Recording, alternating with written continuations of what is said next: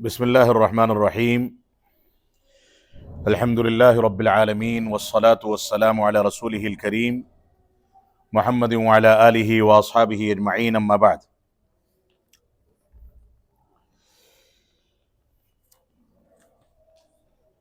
معزز سامعین کرام اور خواتین ملت اسلامیہ، مجھ کو یاد ہے کہ اس کے پہلے بھی ایک درس میں نے آپ حضرات کے سامنے بدعات سے متعلق کچھ چیزیں ذکر کی تھی.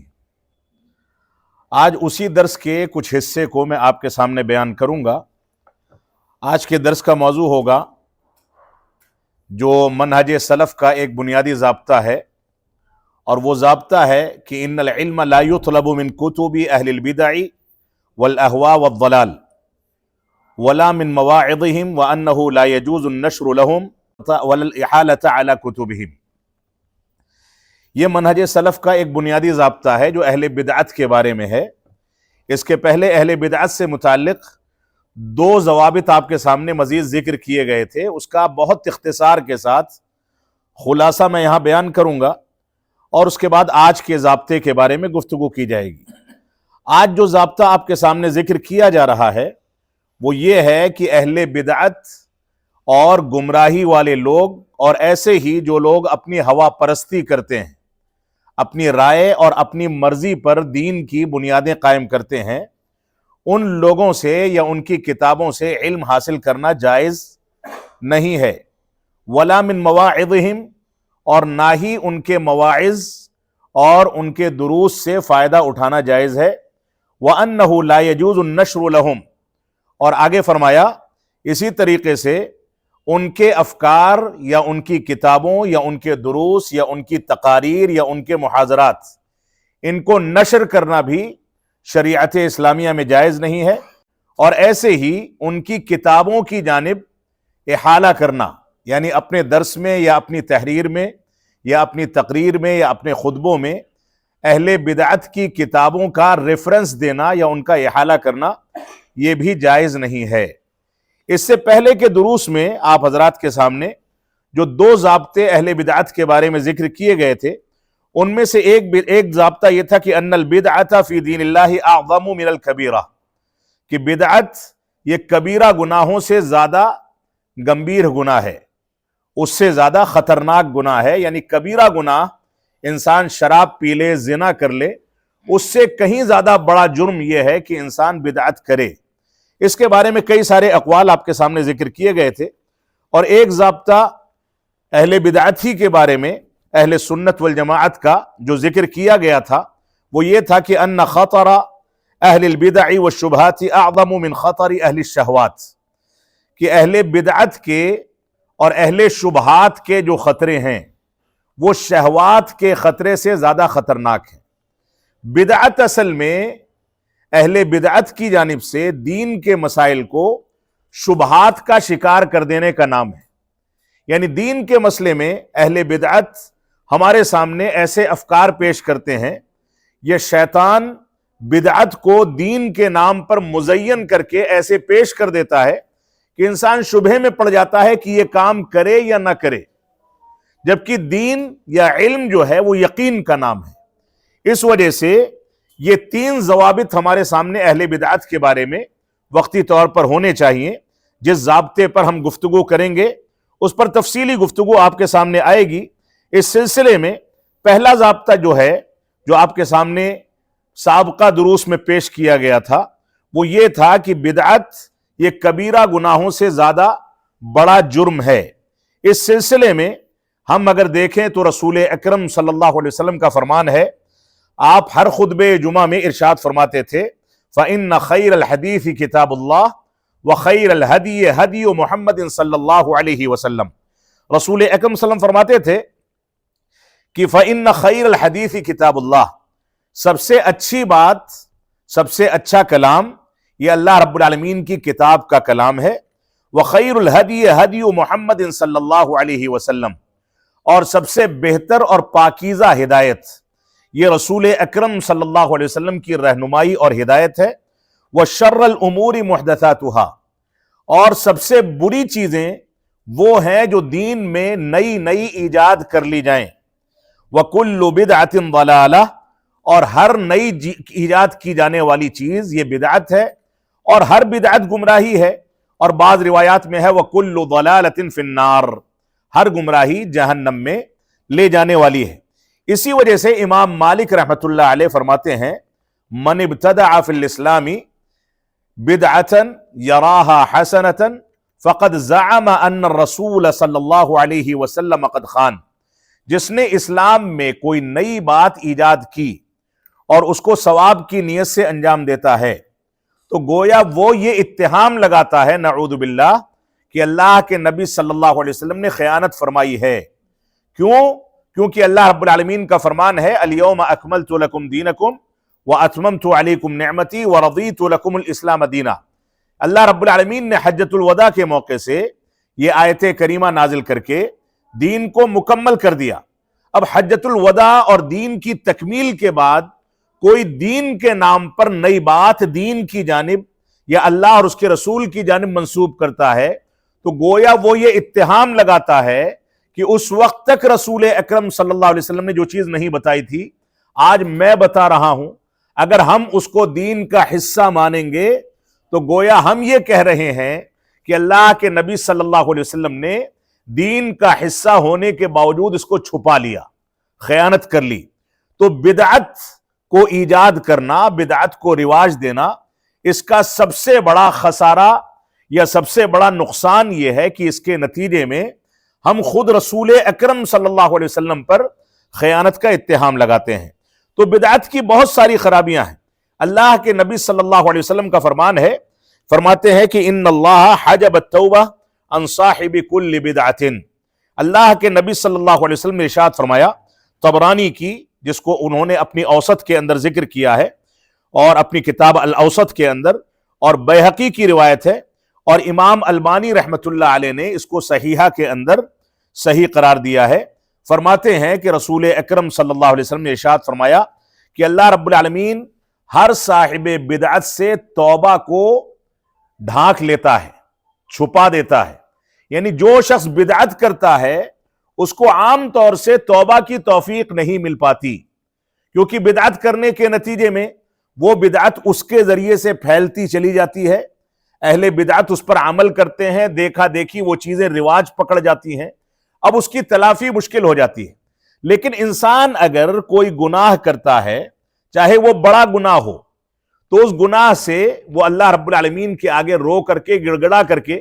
یا جس کے ساتھ اس نے حق تلفی کی ہے، اگر حقوق العباد کا معاملہ ہے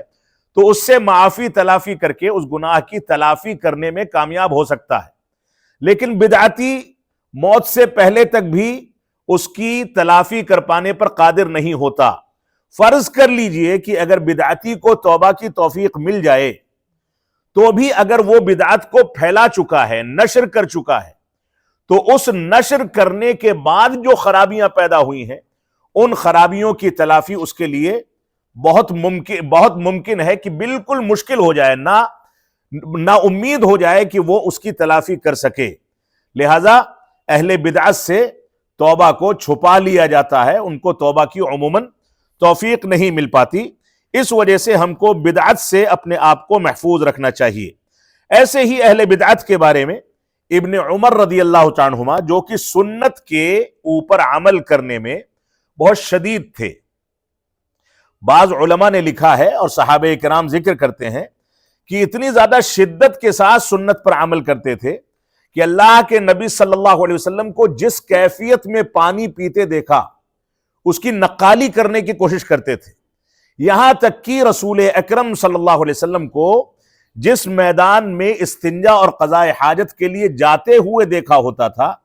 کوشش کرتے تھے کہ جب اس کی ضرورت پڑے تو اسی مقام پر جا کر کے اپنی ضرورت کی تکمیل کریں۔ چلنے پھرنے میں، اٹھنے بیٹھنے میں، سونے میں، بیدار ہونے میں، مسکرانے میں، ہر چیز میں وہ رسول اکرم صلی اللہ علیہ وسلم کی مشابہت اختیار کرنے کی کوشش کرتے تھے۔ یعنی سنت رسول کا اتنا پاس و لحاظ تھا، اور وہ فرماتے ہیں، ان کی وصیت ہے، ابن عمر رضی اللہ تعالیٰ عنہما فرماتے تھے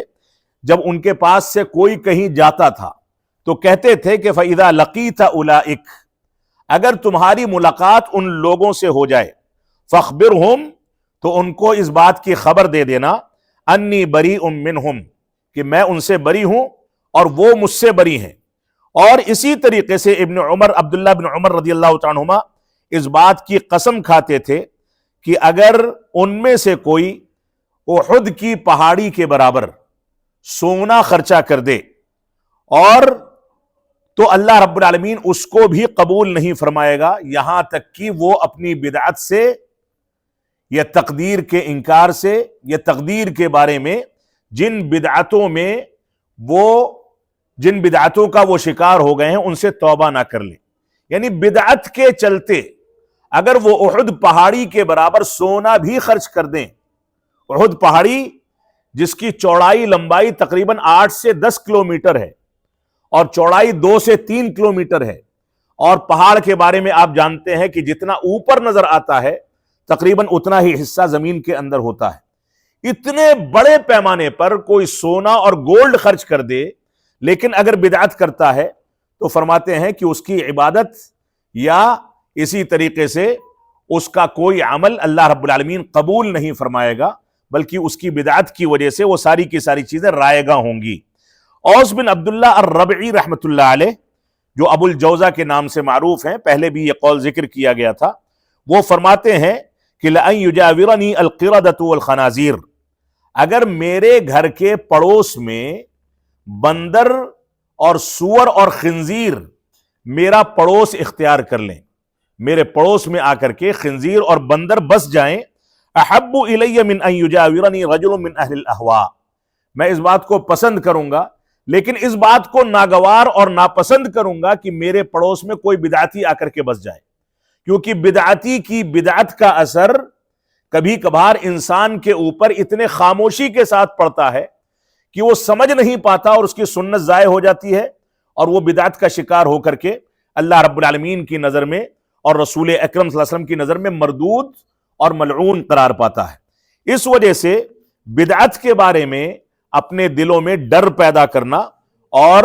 اس سے ہمیشہ دوری اختیار کرنا اور اہل بدعت سے دوری اختیار کرنا یہ ہماری ذمہ داری ہے۔ بدعت کے بارے میں تمہید کی شکل میں یہ سابقہ درس کا خلاصہ تھا، اگرچہ بہت اختصار کے ساتھ ذکر کیا گیا۔ تمہید کی شکل میں اس بات کا تذکرہ کر دوں کہ اہل بدعت یہ کون ہیں اور بدعت کس کو کہا جاتا ہے۔ بدعت در حقیقت کہا جاتا ہے دین کے نام پر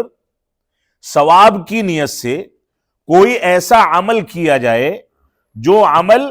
نہ رسول اکرم صلی اللہ علیہ وسلم سے ثابت ہو نہ صحابہ اکرام نے اس کو کر کے دکھایا ہو،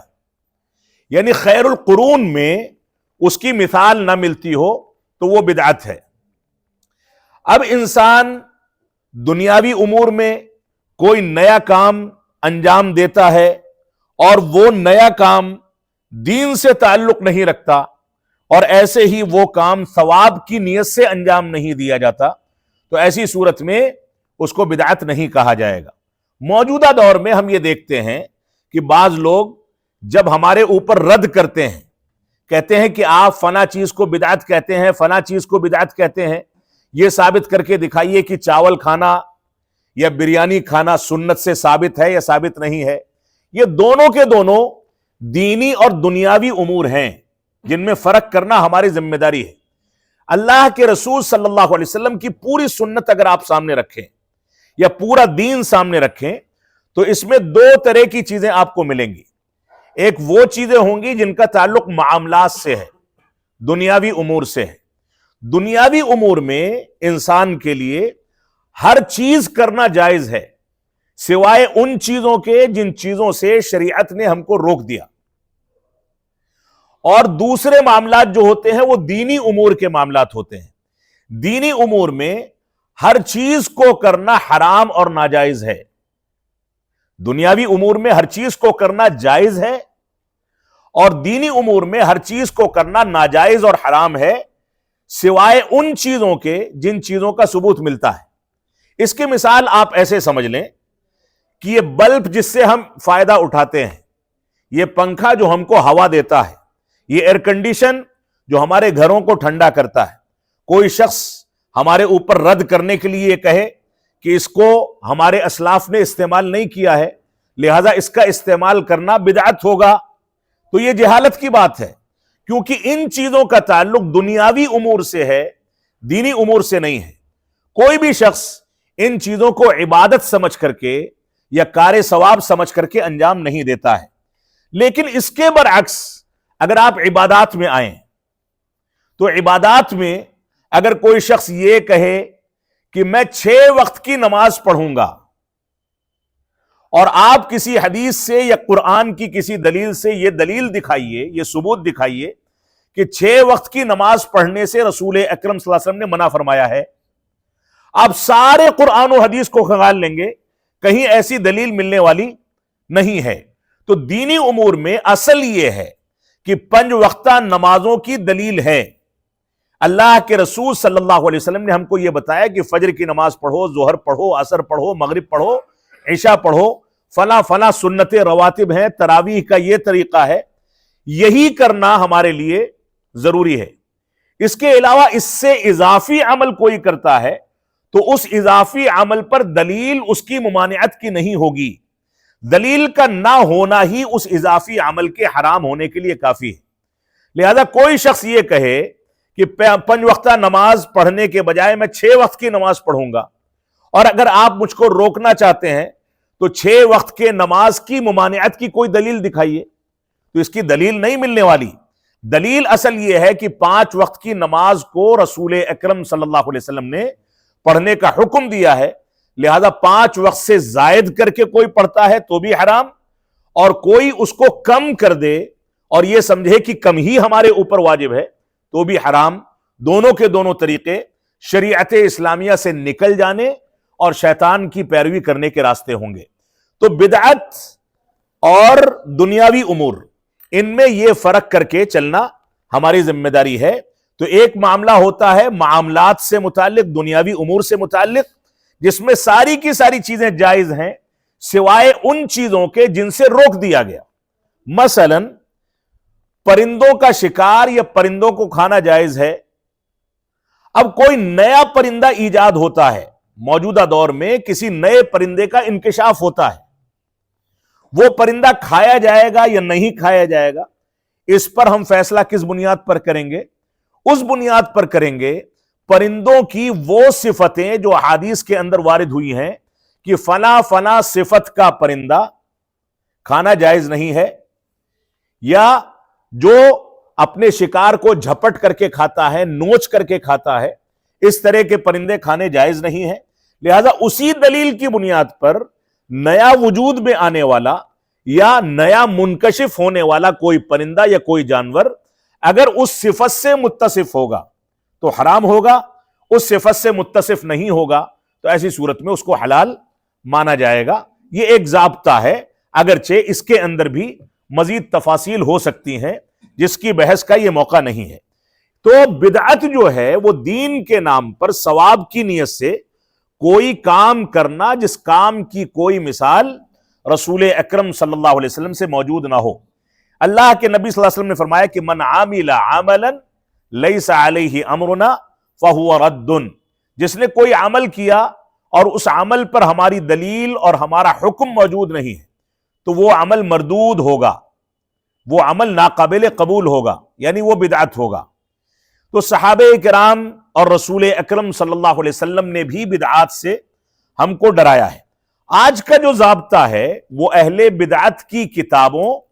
اور ان کی تقریروں اور ایسے ہی ان کے افکار سے استفادہ کرنے کا ضابطہ ہے۔ اس ضابطے میں اسلاف امت نے ان کے اقوال کی روشنی میں جو ضابطہ بنایا گیا ہے وہ ضابطہ یہ ہے کہ ان العلم لا يطلب من کتب اہل البدع والاہواء والضلال، کہ علم جو ہے علم شرعی یہ اہل بدعت اور گمراہ لوگوں اور نفس پرستی کرنے والوں کی کتابوں سے یا ان کے افکار سے نہیں لیا جائے گا، ولا من مواعظہم، اور نہ ہی ان کی تقریروں اور درسوں سے لیا جائے گا، وانہ لا يجوز النشر لہم، اور ایسے ہی یہ بھی ضابطے کا حصہ ہے کہ ان کے افکار کی نشر و اشاعت بھی نہیں کی جائے گی۔ نشر و اشاعت سے مراد ان کی کتابیں نہیں چھاپی جائیں گی، ان کا تعاون نہیں کیا جائے گا، یہاں تک کہ یوٹیوب پر یا واٹس ایپ پر ان کی آواز صوتی میسج یا ان کے یوٹیوب پر ویڈیوز یا ان کی تحریریں جو ہم ایک دوسرے کو شیئر کرتے ہیں، یہ ساری کی ساری چیزیں بھی اس کے ضمن میں آئیں گی۔ سلفی منہج کو پیروکاری کر کے لے کر کے چلنے والا شخص اس بات کا جواز نہیں رکھتا، اس کے لیے جائز نہیں کہ کسی بھی صورت میں اس کو نشر کرے، بلکہ میں یہاں تک کہوں گا کہ اہل بدعت کے افکار کو اگر کوئی بدعتی آ کر کے آپ سے کہے کہ میرے گھر میں پرنٹر نہیں ہے، میں نے کمپیوٹر پر یہ چیزیں ٹائپ کی ہیں، آپ اپنے پرنٹر سے اس کو پرنٹ کر دیں، تو یہ بھی ایک اہل سنت والجماعت کے ضابطوں پر چلنے والے شخص کے لیے جائز نہیں ہوگا، کیونکہ یہ تعاون علی الاثم والعدوان ہے۔ لہذا اہل بدعت سے بچنا یہ ہماری ذمہ داری ہے۔ اہل بدعت کے بارے میں اس بات کی صراحت میں کر دوں کہ اہل بدعت کی کچھ ایسی کتابیں ہو سکتی ہیں جس سے اہل سنت والجماعت کو کبھی کچھ فائدہ اٹھانے کی ضرورت پڑ جائے، تو یہاں پر اہل سنت والجماعت کے وہ علماء جو راسخ علماء ہیں، جن کے ہاں مضبوط اور گہرا علم ہے، جو حق اور باطل کی تمیز کرنے پر قادر ہیں، جو ہر فتنے سے آگاہ ہیں اور جو جانتے ہیں کہ بدعت کے چور دروازے کیا ہیں، ایسے علماء کو وقتی طور پر اضطراری کیفیت میں بقدر حاجت جتنی ضرورت ہے اتنا ان کی کتابوں سے استفادہ کرنے کی اجازت ہے۔ صرف علماء کو، عوام کو قطعاً نہیں،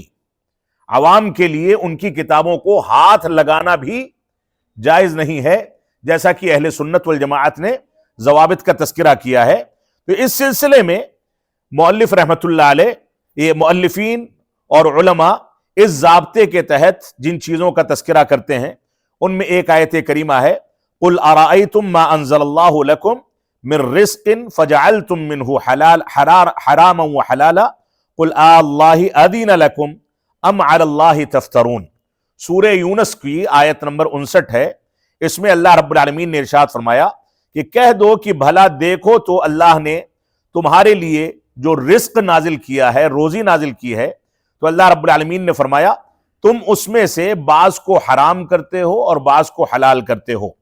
کیا اللہ نے تم کو اس کا حکم دیا ہے کہ تم کسی بھی چیز کو حلال کر لو، کسی بھی چیز کو حرام کر دو، یا تم اللہ رب العالمین پر افطرا اور جھوٹ باندھتے ہو؟ اس آیت کریمہ میں اللہ رب العالمین نے واضح کر دیا کہ رب کائنات نے جس کو حلال کیا ہے وہی حلال ہے، جس کو حرام کیا ہے وہی حرام ہے، اس کے علاوہ کوئی بھی حلال یا حرام کا اختیار نہیں رکھتا ہے۔ یہاں تک کہ جب اللہ کے نبی صلی اللہ علیہ وسلم کی بعض بیویوں نے آپ کو شہد ملا کر کے دیا پانی میں، یا کسی شہد استعمال کرنے کے لیے دیا، تو دوسری بیویوں نے، میں اس تفصیل میں نہیں جانا چاہتا، دوسری بیویوں نے اس کے بارے میں کہا کہ اس میں کچھ ایسی مہک آ رہی ہے جس کو رسول اکرم صلی اللہ علیہ وسلم اپنے اوپر پسند نہیں فرماتے تھے، تو اللہ کے نبی صلی اللہ علیہ وسلم نے اس شہد کو دور کر دیا۔ تو اللہ رب العالمین نے آیت کریمہ نازل فرمائی کہ کیا آپ کو اس بات کا اختیار ہے کہ اللہ رب العالمین نے شہد کو حلال کیا ہے اور آپ حرام کر دیں؟ یعنی وہاں پر رسول اکرم صلی اللہ علیہ وسلم جن کو حلال و حرام کی تفاصیل بیان کرنے کا اختیار دیا گیا تھا،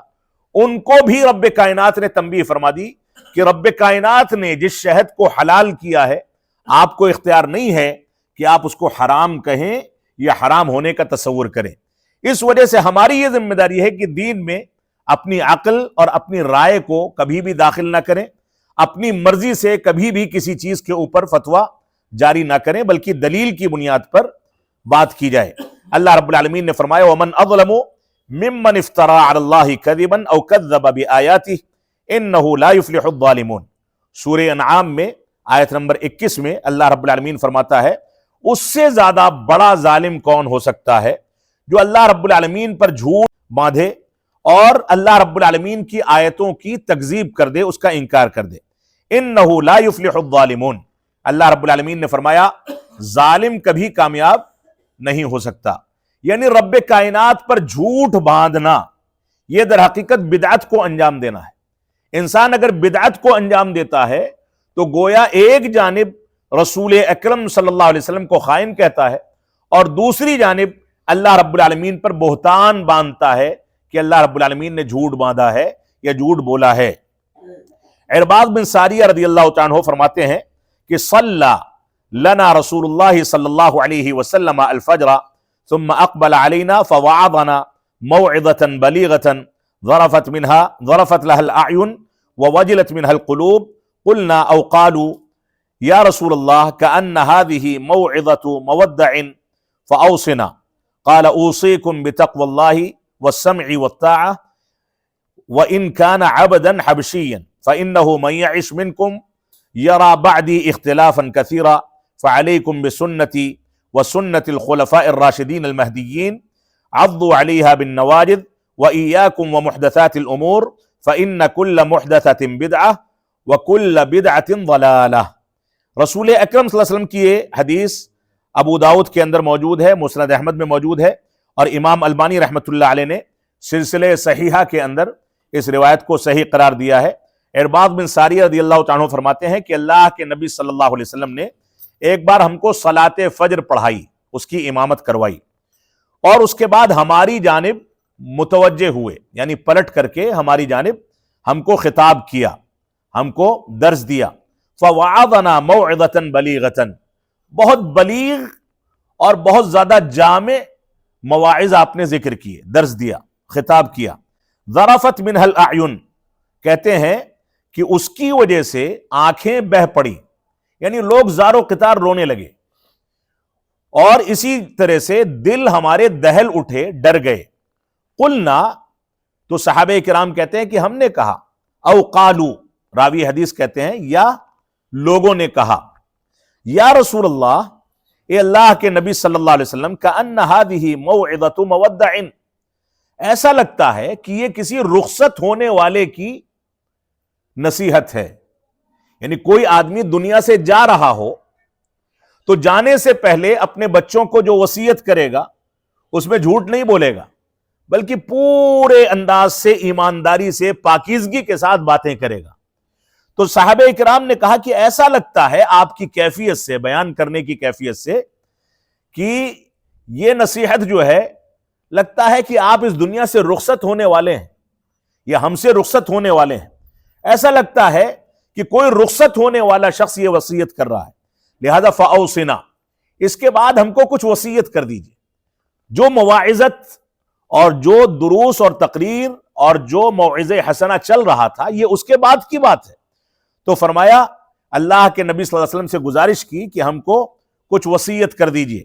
آپ نے فرمایا، اوصیکم، میں تم کو وصیت کرتا ہوں، بتقوی اللہ، اللہ رب العالمین کے تقوی کی وصیت کرتا ہوں، والسمع والطاعہ، اور سمع و اطاعت کی وصیت کرتا ہوں۔ سمع و اطاعت جو ہے، یہ در حقیقت اہل سنت والجماعت کا وہ مضبوط ہتھیار ہے جس کی بنیاد پر وہ اپنے ولی امر یا اپنے علماء یا اللہ اور اس کے رسول کے مطیع و فرمانبردار بنتے ہیں۔ اور اہل بدعت جتنا زیادہ بدعت میں گم ہوتے چلے جائیں گے، ان کے ہاں سرکشی کا، بغاوت کا عنصر اتنا زیادہ بیدار ہوتا چلا جاتا ہے۔ سب سے پہلے علماء سے بیزاری کا اظہار کر کے علماء کی مجلس کو چھوڑ دیتے ہیں، اعتزال اختیار کرتے ہیں۔ اس کے بعد علماء سے عوام کو ڈراتے ہیں کہ اس کی مجلس میں مت جاؤ، ورنہ وہ تم کو بہکا دے گا، وہ مسلک کی بات کرتا ہے، وہ بخاری کی بات کرتا ہے، وہ ایسا کرتا ہے، ویسا کرتا ہے۔ علماء کی مجلس سے ڈراتے ہیں، بغاوت کا دوسرا عنصر۔ اور اس کے بعد تیسرا عنصر یہ ہوتا ہے کہ علماء کو کافر قرار دے دیتے ہیں۔ اور اس کے بعد نہ جانے کون کون سے عناصر ہیں، اخوان المسلمین کے عناصر دیکھیں تو ساری حکومتیں، چاہے مسلم ہوں چاہے غیر مسلم ہوں، سب کی سب ان کی نظر میں باغی ہیں، سب کافر ہیں۔ اللہ کے رسول صلی اللہ علیہ وسلم کے غزوات سیاسی ہیں، اور ایسے ہی دین کی بنیادیں اپنی عقل اور اپنی رائے کی بنیاد پر اخذ کرنا ان کی نظر میں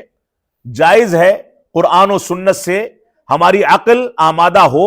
راضی ہو یا نہ ہو، اس سے کوئی فرق نہیں پڑتا ہے۔ اصل یہ ہے کہ اپنی مرضی اور اپنی رائے کی بات کو مکمل کیا جائے، اس کو اخذ کیا جائے، قرآن و سنت کے دلائل کی تعویل کر لی جائے، اس کو کنارے کر دیا جائے، یہ ان کا اہل بدعت کا طریقہ ہے۔ تو اہل سنت والجماعت اور اہل بدعت میں ایک بنیادی فرق یہ ہے کہ اہل سنت والجماعت سمع و طاعت کے پیروکار ہوتے ہیں، یہ ان کی بنیادی صفت ہے، اور اہل بدعت سمع و طاعت سے بتدریج دھیرے دھیرے دور ہوتے چلے جاتے ہیں، اور یہی چیز ان کو بدعت میں پختہ کرتی ہے اور سنت سے دور کرتی ہے۔ اللہ کے نبی صلی اللہ علیہ وسلم نے کیا فرمایا؟ آپ دیکھیے، آپ کے الفاظ دیکھیے، وَإِن كَانَ عَبْدًا حَبْشِيًّا، فرمایا اگر تمہارا حاکم یا تمہارا ولی امر جو تمہارے اوپر ذمہ دار بنایا گیا ہے، اگر کوئی کالا کلوٹا حبشی غلام ہی کیوں نہ ہو، اگر وہ بھی تمہارے اوپر حاکم بنا دیا جائے تو اس کی بھی سمع و طاعت کرو۔ بعض روایات میں ملتا ہے کہ اگر حاکم تمہاری پیٹھ پر کوڑے مارے، تم کو مار کر کے زخمی کر دے، تو بھی تم اس کے خلاف گفتگو مت کرو، کیونکہ سمع و طاعت میں اور حاکم کی اطاعت میں خیر ہے، بھلائی ہے۔ اگر حاکم سے تم نے بغاوت کر دی تو خون کا بہنا اور فساد کے پھیلنے کے سوا اس دنیا میں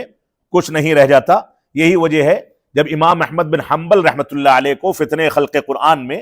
آزمائش کا سامنا کرنا پڑا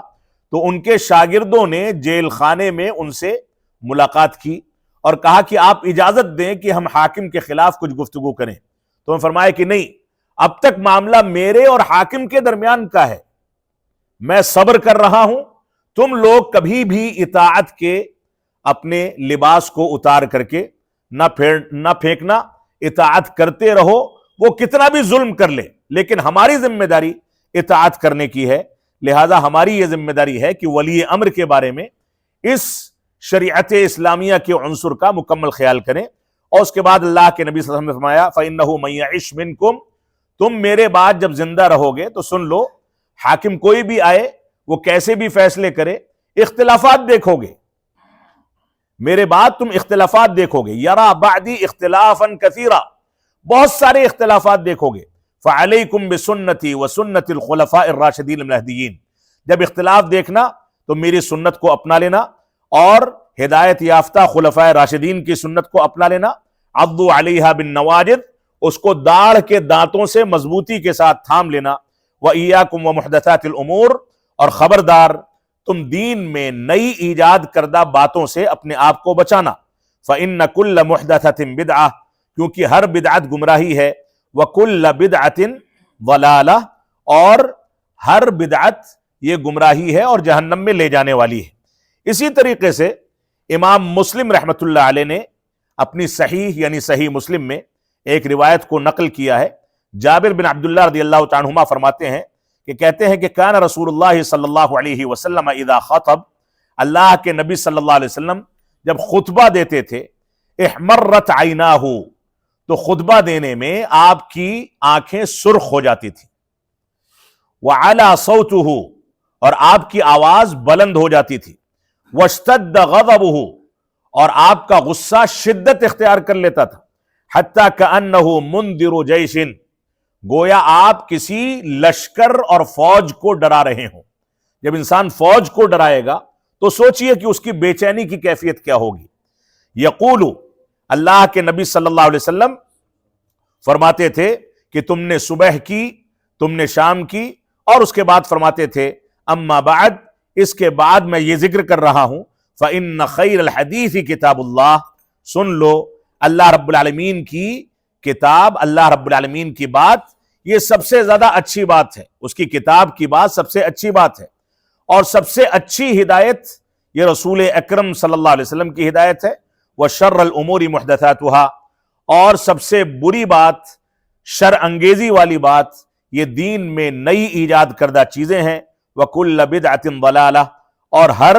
بدعت جو ہے یہ گمراہی ہے۔ یہ صحیح مسلم کی روایت ہے۔ ایسے ہی سفیان ثوری رحمۃ اللہ علیہ فرماتے ہیں، مشہور عالم دین گزرے ہیں، فرماتے ہیں من سمع مبتدعا لم ينفعه اللہ بما سمع ومن صافحه فقد نقض الاسلام عروة عروة۔ فرمایا سفیان ثوری رحمۃ اللہ علیہ نے الامر بالاتباع، امام سیوطی کی کتاب ہے، اس کے اندر یہ عبارت اور یہ روایت موجود ہے کہتے ہیں سفیان ثوری رحمۃ اللہ علیہ، من سمع مبتدعا، جس نے کسی بدعتی کی بات کو سنا، لم ينفعہ اللہ، اللہ رب العالمین اس کو اس کی بات سے کوئی فائدہ نہیں پہنچائے گا، جو چیز اس نے سنی ہے۔ ومن صافحہ،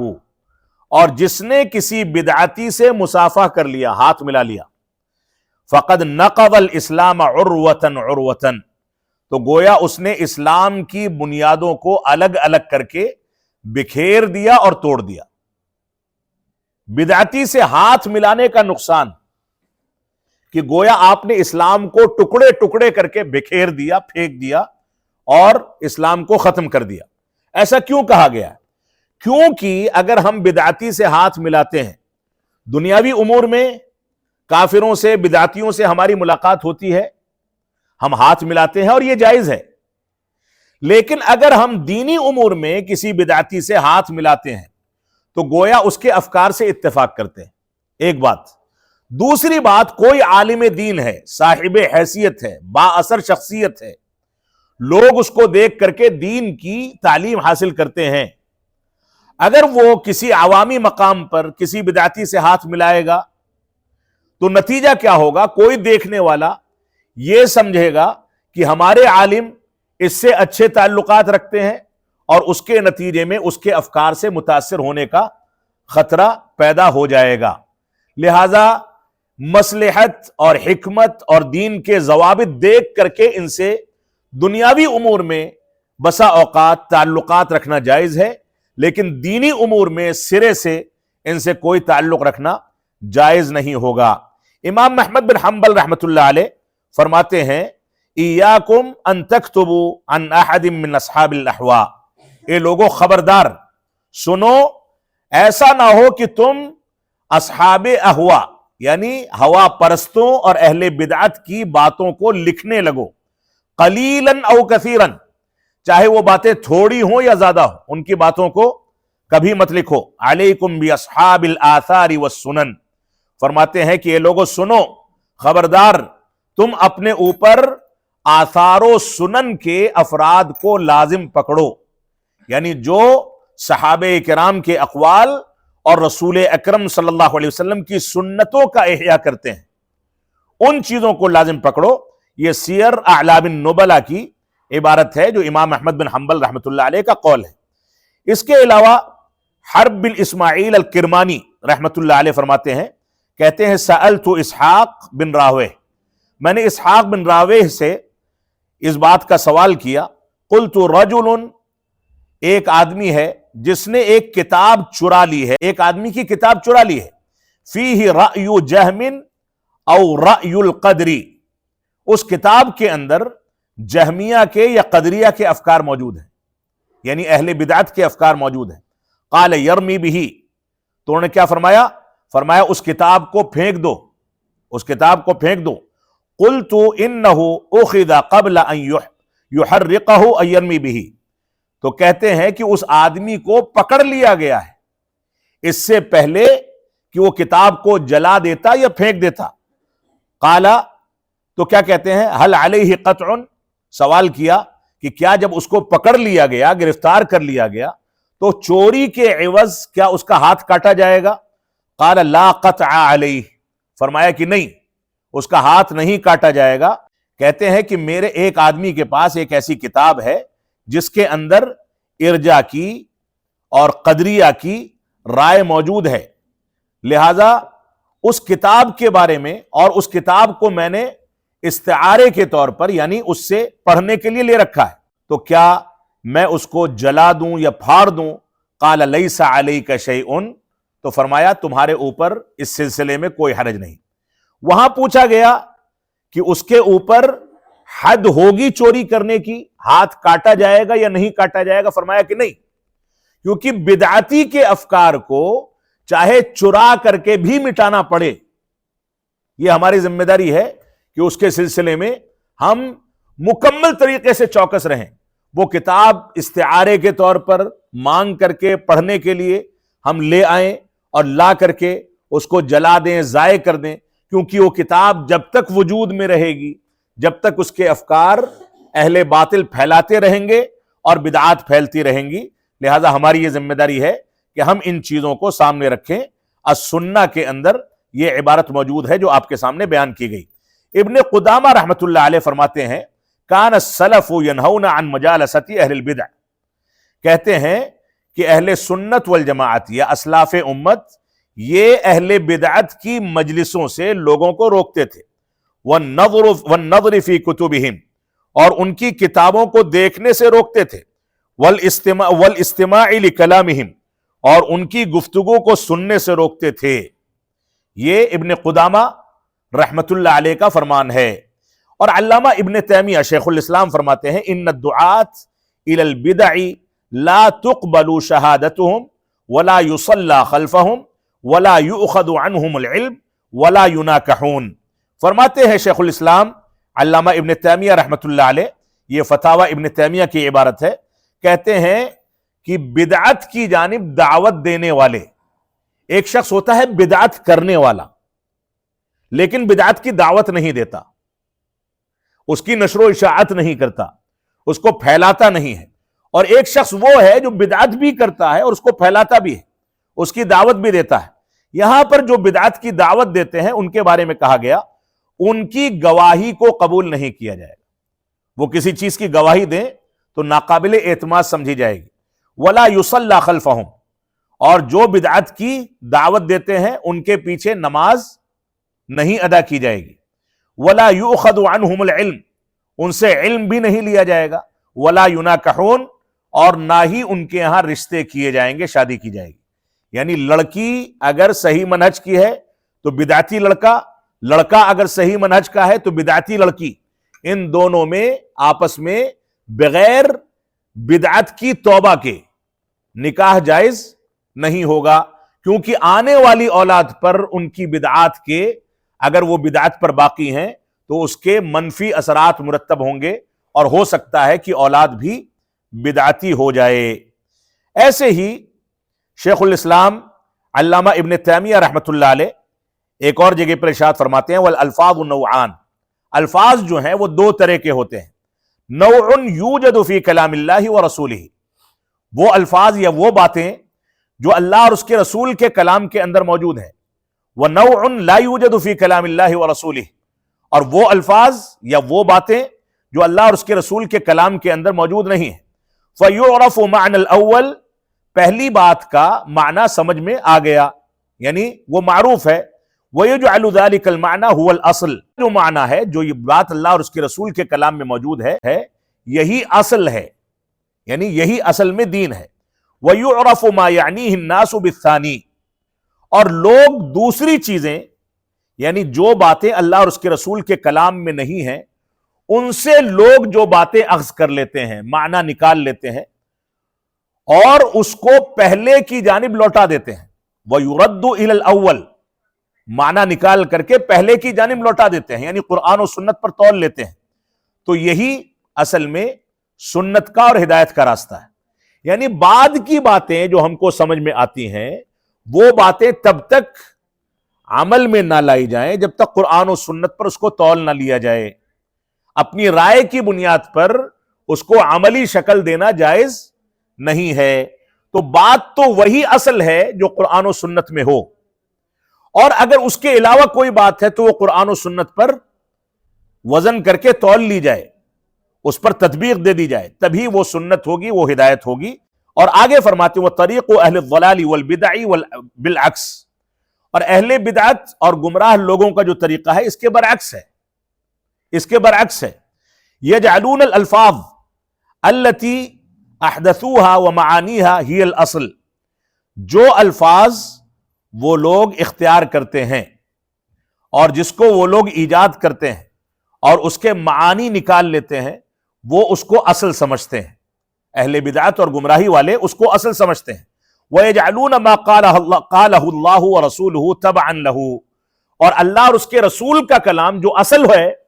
اس کو اپنی باتوں کے بعد لا کر کے رکھتے ہیں، اس کے تابع کر دیتے ہیں. اور اہل سنت والجماعت اور اہل کلام کے ضابطے میں یہ فرق ہے کہ اہل کلام اپنی رائے اور اپنی عقل کو مقدم کرتے ہیں اور اہل سنت قرآن و سنت کے دلائل کو مقدم کرتے ہیں۔ اس کے بعد فرماتے ہیں کہ فَيَرُدُّونَهَا بِالتَّأْوِيلِ وَالتَّحْرِيفِ إِلَى مَعَانِيهِمْ، یہ اپنی مرضی سے جو باتیں نکالتے ہیں ان چیزوں کے اندر تعویل کرتے ہیں، تحریف کرتے ہیں اور اپنے معانی ان کو پہنا دیتے ہیں۔ اگر وہ قرآن و سنت سے بھی کوئی بات لیں گے تو اس کو تعویل و توجیہ کر کے اپنے معانی پہنا دیں گے۔ یہ اہل بدعت کا طریقہ ہے۔ وَيَقُولُونَ، وہ کہتے ہیں نَحْنُ نُفَسِّرُ الْقُرْآنَ بِالْعَقْلِ وَاللُّغَةِ، وہ کیا کہتے ہیں کہ ہم قرآن مجید کی تفسیر اپنی عقل اور عربی زبان کی گرامر کے لحاظ سے کرتے ہیں، جبکہ عربی زبان کی گرامر تفسیر میں اصل نہیں ہے۔ کئی بار ایسا ہوتا ہے کہ عربی زبان اور لغت اور گرامر کی بنیاد پر تفسیر کا کوئی معنی نکالا گیا اور وہ عین فصیح عربی کے مطابق ہے، لیکن سنت رسول کا موقف اس کے خلاف ہے۔ تو ہم کیا کہتے ہیں؟ ہم یہ کہتے ہیں کہ لغت کتنی بھی ترقی کر لے، زبان کتنی بھی فصیح ہو جائے، ہم اصل میں فصاحت و بلاغت اسی فکر کو مانتے ہیں جو قرآن و سنت کے عین مطابق ہے۔ لہذا اہل بدعت کیا کہتے ہیں کہ ہم عقل پر اور زبان پر اس کی تفسیر کرتے ہیں۔ وَيَعْنُونَ أَنَّهُمْ يَعْتَقِدُونَ مَعْنًا بِعَقْلِهِمْ وَرَأْيِهِمْ، وہ اس بات کا اعتقاد رکھتے ہیں اور یہ معنی نکالتے ہیں کہ وہ اپنی عقل اور اپنی رائے کی بنیاد پر وہ چیزوں کو جامہ پہناتے ہیں اور اس کا اعتقاد رکھتے ہیں۔ ثم يتأولون القرآن علیہ بما يمکنهم من التأویلات والتفسیرات المتضمنة لتحریف الکلم عن مواضعہ، اور اس کے بعد کہہ رہے ہیں اور اس کے بعد قرآن مجید کے معانی کی تعویل کر کے وہ اپنے معانی اس کے اوپر پہنا دیتے ہیں، تعویل کرتے ہیں، اور تفسیر جو پیش کرتے ہیں وہ ان کے ان کلمات پر مشتمل ہوتی ہے جو کلمات تحریف کر کے اور اپنی جگہوں سے ہٹا کر کے انہوں نے اختیار کر لی۔ وَلِهَذَا قَالَ الْإِمَامُ احمد بن حنبل، امام ابن تیمیہ فرماتے ہیں اسی وجہ سے امام احمد بن حنبل رحمۃ اللہ علیہ نے فرمایا اکثر ما یخطئ الناس من جہت التأویل والقیاس، اکثر لوگ جو غلطیاں کرتے ہیں وہ کیسے ہوتی ہیں؟ تعویل اور قیاس کی وجہ سے اکثر لوگ غلطی کرتے ہیں۔ قرآن و سنت کے دلائل پر تولنے کے بجائے تعویل اور قیاس اور اپنی عقل اور اپنی رائے پر کسی چیز کو اخذ کرنا، اس کی وجہ سے اکثر لوگ غلطی کرتے ہیں۔ یہ عبارت بھی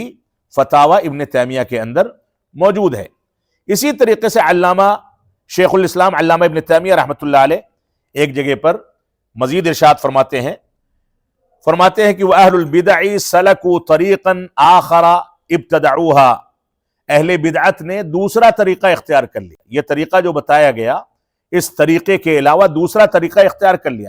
جس طریقے کو انہوں نے ایجاد کیا تھا، اپنی عقل پر گڑھ لیا تھا، ایجاد کر لیا تھا۔ اعتمدوا علیہا، اس پر وہ لوگ اعتماد کرتے ہیں۔ لا یذکرون الحدیث، یہ حدیث کو ذکر نہیں کرتے، یعنی دین میں کوئی رائے قائم کرتے ہیں تو دلیل کے طور پر حدیث بیان نہیں کرتے، ولل قرآن، بلکہ قرآن کی آیت بھی ذکر نہیں کرتے۔ فی اصولہم، اور اپنے اصولوں کے اندر ان چیزوں کو ذکر نہیں کرتے۔ الا للاعتقاد لا للاعتماد، یہ در حقیقت اپنے مطلب کی باتیں قرآن و سنت سے لیتے ہیں اور تائید اور متابعت کی باتیں لے لیتے ہیں، اپنی مرضی کی باتیں لے لیتے ہیں، اور جو باتیں ان کی مرضی اور ان کے عقل اور ان کی رائے کے اور ان کے فتوے کے خلاف ہوتی ہیں ان کو کنارے کر دیتے ہیں۔ شیخ الاسلام جو دوسرے شیخ الاسلام ہیں علامہ ابن القیم رحمۃ اللہ علیہ، وہ فرماتے ہیں کہ ہؤلاء وان اقروا بالفاظ الوحی، اہل بدعت اگر وحی کے الفاظ کا اقرار کرتے ہیں فقد کذبوا بمعانی آیاتہ وجحدوا حقائقها، تو وہ وحی کے الفاظ یعنی آیتوں کا اقرار کرنے کے باوجود اس کے معانی کا انکار کر دیتے ہیں، معانی کو جھٹلا دیتے ہیں اور اس کے حقائق کا انکار کر دیتے ہیں۔ وَلِهَذَا اتَّفَقَ السَّلَفُ عَلَى تَسْمِيَتِهِمْ أَهْلُ الْأَهْوَاءِ، اسی وجہ سے اہل سلف کا، سلف صالحین کا اس بات پر اتفاق ہے کہ اہل بدعت کو اہل اہوا کہا جائے۔ اہل اہوا یعنی اپنے نفس پرستی کرنے والے، اپنی مرضی کی باتوں کو لے کر کے چلنے والے۔ وَأَخْبَرُوا أَنَّ سَبَبَ ظُهُورِهِمْ خَفَاءُ السُّنَنِ، اور ان لوگوں نے یعنی اسلاف امت نے اس بات کی خبر دی ہے کہ ان کے ظاہر ہونے کا بنیادی سبب سنتوں کا ان کے اوپر مخفی ہونا ہے، سنتوں کا ان کے اوپر مخفی ہونا۔ کما قال عبداللہ بن مبارک، عبداللہ بن مبارک رحمۃ اللہ علیہ جیسا کہ فرماتے ہیں اذا خفیت السنہ ظہرت الاہواء واذا قل العلم ظہر الجفا۔ فرماتے ہیں عبداللہ بن مبارک رحمۃ اللہ علیہ کہ جب سنت مخفی ہو جاتی ہے، سنت چھپا دی جاتی ہے، یا سنت پر عمل کرنا چھوڑ دیا جاتا ہے، سنت کو اپنی زندگی میں نافذ کرنے کے بجائے کنارے کر دیا جاتا ہے، ظہرت الاہواء، تو ایسی صورت میں ہوا پرستی ظاہر ہوتی ہے، یعنی بدعتیں ظاہر ہو جاتی ہیں۔ وَإِذَا قَلَّ الْعِلْمِ، اور جب علم کم ہوتا ہے تو ظَهَرَ الْجَفَا، تو سختی، جہالت اور انتشار اور شدت پھیل جاتے ہیں۔ تو یہ حقیقت ہے کہ دنیا میں جب بھی کوئی ایسی چیز ایجاد ہوتی ہے جو دین کے نام پر ایجاد کی جائے، بدعت کو رواج دیا جاتا ہے، تو سنت دنیا سے مٹ جاتی ہے۔ اس وجہ سے ہماری یہ ذمہ داری ہے کہ سنت کو زندہ کرنے کا کام کریں۔ علامہ ابن القیم رحمۃ اللہ علیہ ایک اور جگہ فرماتے ہیں وَلِهَذَا تَجِدُ كَثِيرًا مِنْ هَؤُلَاءِ، ان اہل بدعت میں سے بہت سارے لوگوں کو تم دیکھو گے لا يحب تبلیغ النصوص النبویہ او اظہارها واشاعتها، فرماتے ہیں کہ اہل اہوا کو یا بدعتیوں کو تم دیکھو گے کہ یہ لوگ اس بات کو پسند نہیں کرتے کہ اللہ کے نبی صلی اللہ علیہ وسلم کے دلائل کو ظاہر کریں یا اس کی نشر و اشاعت کریں۔ وقد یشترطون فی اماکن یقفونها ان اللہ یقرأ فیہا احادیث الصفات، کہتے ہیں کہ اہل بدعت کا طریقہ یہ ہے کہ وہ شرط کر دیتے ہیں کہ بہت سارے مقامات پر سنت کو یا حدیث رسول کو بیان نہ کیا جائے اور احادیث صفات کا تذکرہ نہ کیا جائے۔ یہ اہل بدعت کا وتیرہ ہے۔ ایسے ہی امام مروزی رحمۃ اللہ علیہ فرماتے ہیں قلت لأحمد، انہوں نے کہا کہ میں نے امام احمد بن حنبل رحمۃ اللہ علیہ سے پوچھا، ان سے پوچھا کہ استعرت کتابا فیہ اشیاء ردیئہ،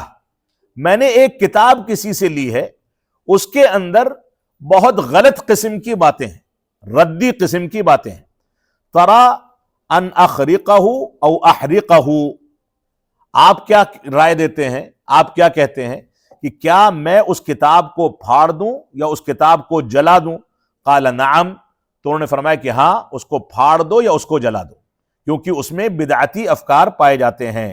ایسے ہی اللہ کے نبی صلی اللہ علیہ وسلم نے بہت عبرت حاصل کرنے کا واقعہ ہے۔ اللہ کے نبی صلی اللہ علیہ وسلم نے عمر بن خطاب رضی اللہ تعالیٰ عنہ کے ہاتھ میں ایک کتاب دیکھی، کوئی نسخہ دیکھا، اکتتبہ من التورات، جس کی کچھ باتیں تورات سے نوٹ کی گئی تھیں، وَأَعْجَبَهُ مُوَافَقَتُهُ لِلْقُرْآنِ، اور عمر بن خطاب رضی اللہ تعالیٰ عنہ کو وہ عبارت اس وجہ سے پسند آ گئی تھی، تورات کی وہ عبارت یا وہ باتیں، کیونکہ اس کے اندر قرآن مجید کی موافقت تھی، یعنی وہ باتیں قرآن مجید سے میل کھاتی تھی۔ فَتَمَعَّرَ وَجْهُ النَّبِيِّ صلی اللہ علیہ وسلم، کہتے ہیں کہ اللہ کے نبی صلی اللہ علیہ وسلم کے مبارک چہرے کا رنگ بدل گیا، حتی ذهب به عمر الى التنور، یہاں تک کہ عمر بن خطاب رضی اللہ تعالیٰ عنہ اس نسخے کو لے کر کے تنور کے پاس گئے، جس کو اردو میں تندور کہتے ہیں، تنور کے پاس گئے، فَأَلْقَاهُ فِيهِ، اور اس نسخے کو اس کے اندر پھینک دیا۔ فَكَيْفَ لَوْ رَأَى النَّبِيُّ صلی اللہ علیہ وسلم، اب آپ غور و تدبر کریں کہ اللہ کے نبی صلی اللہ علیہ وسلم نے اگر یہ چیز دیکھی ہوتی کہ ما صنف بعدہ من الکتب، کہ آپ کے بعد جو کتابیں تصنیف کر لی گئیں، لکھ دی گئیں، التی یعارض بعضها ما فی القرآن والسنہ، جس کے اندر لکھی گئی بعض باتیں قرآن و سنت سے معارض ہیں یا اس کے مخالف ہیں، واللہ المستعان، اللہ رب العالمین ہمارا تعاون فرمائے۔ اگر اللہ کے نبی صلی اللہ علیہ وسلم نے یہ دیکھ لیا ہوتا، وہ تو ایک نبی پر نازل کی گئی کتاب سے نوٹ کی گئی کچھ ایسی باتیں تھیں جو قرآن کی مطابقت میں تھیں، قرآن کے موافق تھیں، تو آپ غضبناک ہو گئے اور اس کتاب کو تنور میں پھینکنا پڑا۔ تو اگر اللہ کے نبی صلی اللہ علیہ وسلم اپنے دین کے اندر کوئی ایسی بات دیکھتے جو قرآن و سنت کی مخالفت میں ایجاد کر لی گئی ہو تو آپ کتنے غضبناک ہوتے۔ اس وجہ سے ہماری ذمہ داری ہے کہ ہم اس چیز کو سامنے رکھ کر کے صحیح انداز سے قرآن و سنت کی جانب رجوع کریں، بدعات و خرافات سے اپنے آپ کو بچائیں۔ اللہ رب العالمین ہم کو ان باتوں کی توفیق عطا فرمائے۔ اور اہل بدعت کے بارے میں یہ جو ضابطہ آپ کے سامنے ذکر کیا گیا، اس ضابطے کو ہمیشہ سامنے رکھیں کہ اہل بدعت سے علم شرعی حاصل نہیں کیا جا سکتا۔ اہل بدعت ہوں یا گمراہ لوگ ہوں یا ہوا پرستی کرنے والے لوگ ہوں، نہ ہی ان کے مواعظ اور ان کے دروس اور ان کی تقریریں یا ان کی کتابیں پڑھی جا سکتی ہیں، نہ ہی ان کے افکار کو تحریری شکل میں، تقریری شکل میں، آواز کی شکل میں،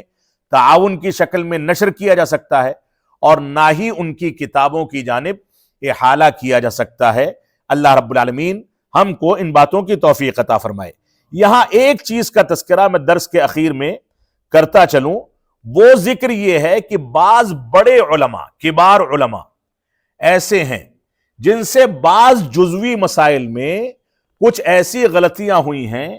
جس کے نتیجے میں انہوں نے اہل بدعت کے افکار کو اختیار کر لیا۔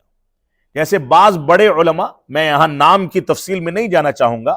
اللہ کے نبی صلی اللہ علیہ وسلم کی میلاد کے بارے میں جواز کے قائل تھے۔ ایسے ہی بعض ایسے علماء ہیں جنہوں نے سید قطب وغیرہ کی تعریف کر دی ہے، بلکہ ابھی یہ مسئلہ چلا تھا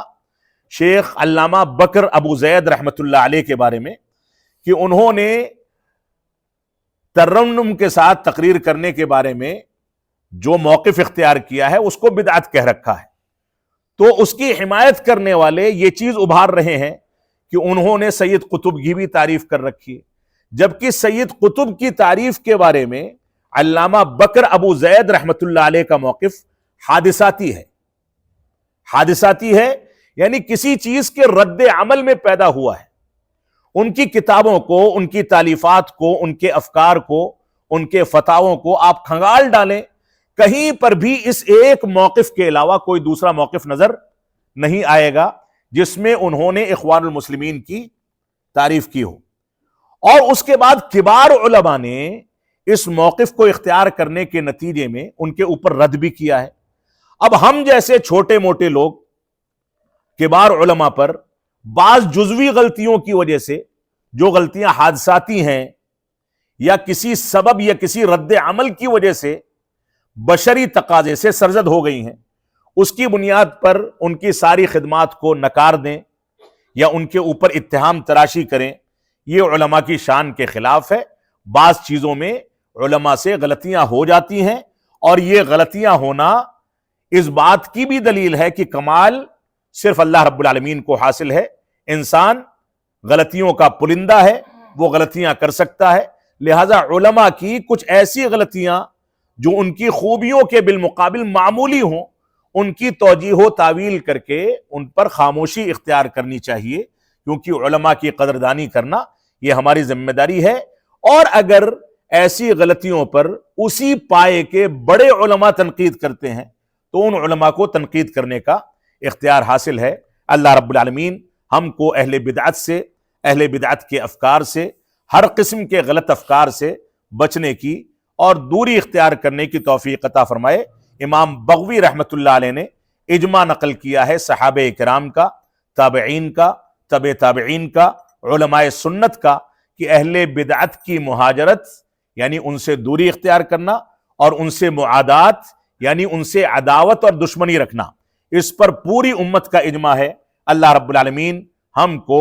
ان چیزوں پر غور و تدبر کر کے بدعات اور اہل بدعت سے، اہل اہوا سے، اہل ضلال سے بچنے کی توفیق عطا فرمائے۔ وصلی اللہ علی نبینا محمد وعلی آلہ وصحبہ وسلم۔ والسلام علیکم ورحمۃ اللہ وبرکاتہ۔